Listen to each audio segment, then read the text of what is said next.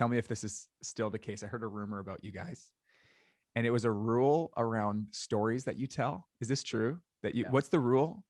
So we do staff stories because the stories that you celebrate build the culture, right, of your church. So the stories you celebrate internally, externally, will build a culture. And I'm all about building culture versus strategy. Peter Drucker says, right? Culture eats strategy for breakfast or something like that.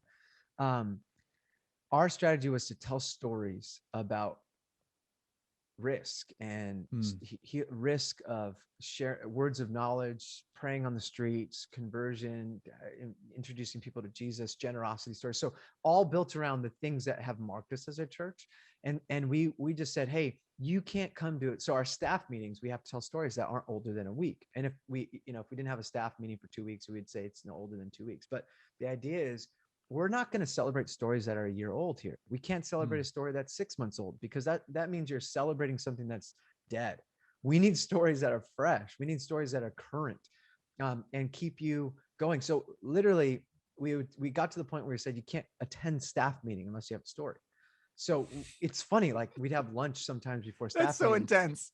But like, I have no joke. One of my best friend who's on staff, John, he's like, I don't have a story. So he he's like, I'm not going to have lunch, goes out on the street, where our office is, and literally sees a healing and someone accept Jesus in 30 minutes and comes back with those testimonies. And it wasn't like, he wasn't like, all right, I'm going to go convert. That's not his mentality. His question is, the way we do prayer on the streets often is, hey, if God could do one miracle in your life, what would it be? And someone's like, oh, I would love for to win the lotto. And, we'd say, okay, Lord, would you bring financial breakthrough? And, we just pray a blessing over this person. And then oftentimes words of knowledge would come into someone's head. And that happened for John. And this person is on the street weeping. How did you know this? I didn't. Jesus did. He wants a relationship with you. And this guy was a Christian and like rededicated his life back to God. And then, and then he's coming to Alpha. So like those stories, by having that kind of that silly story, you got to have a story that's no older than a week. It did create a fire within our community to just go for it and to take risks.